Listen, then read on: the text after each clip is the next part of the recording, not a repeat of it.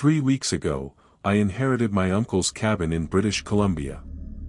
At first, I thought it was a blessing, a getaway spot, maybe the start of a new chapter. But when the lawyer handed me the keys, he also gave me a sealed envelope.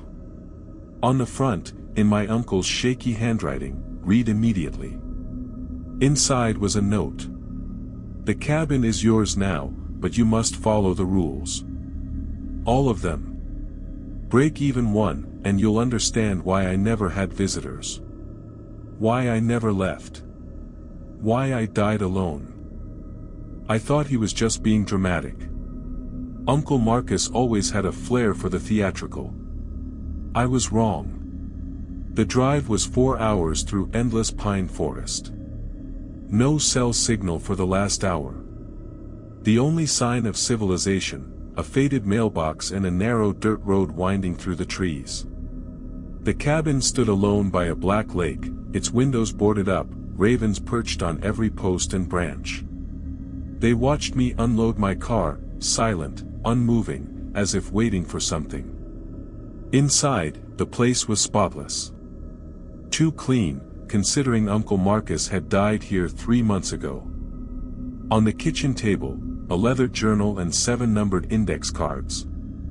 The journal's last entry, dated the day he died. I broke Rule 7. God help whoever finds this. Rule 1. Never go outside after 9 p.m. No exceptions. The first night, I made dinner, read by the fireplace, and went to bed early. Around 11 p.m., I heard footsteps on the porch, slow, heavy, circling the cabin. I peeked through a crack in the boards. Nothing.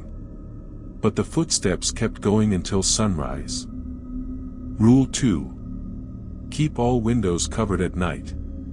They don't like to be seen. The next night, tapping started at dusk.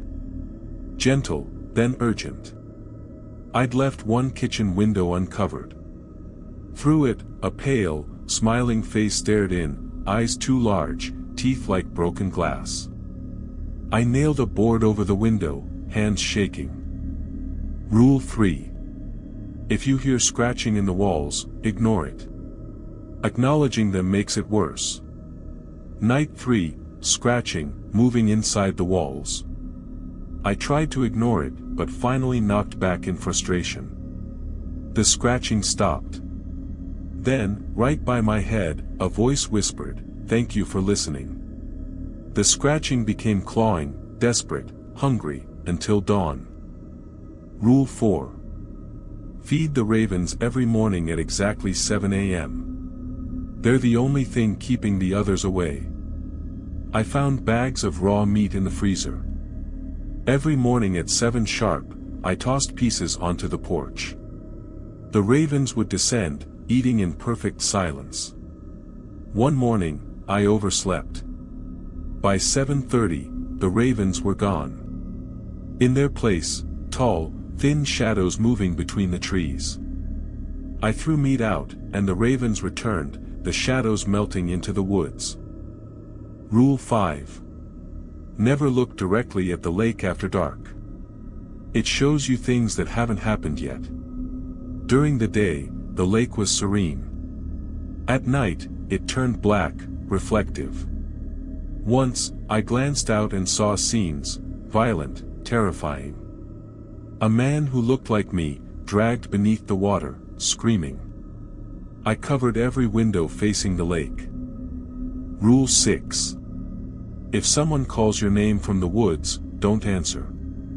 It's never who you think it is. David. David, help me.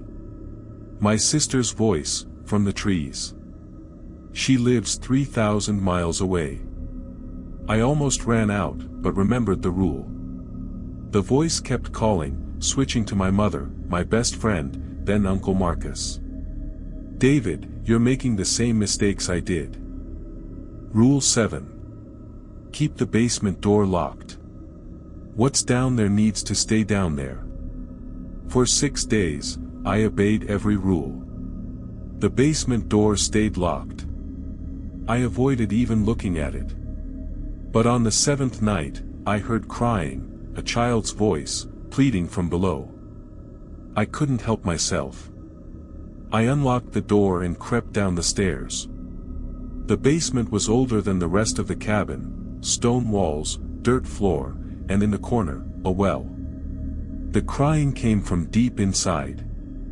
I shined my flashlight and saw pale faces looking up, men, women, children, all with those two large, too dark eyes. "Help us," they whispered.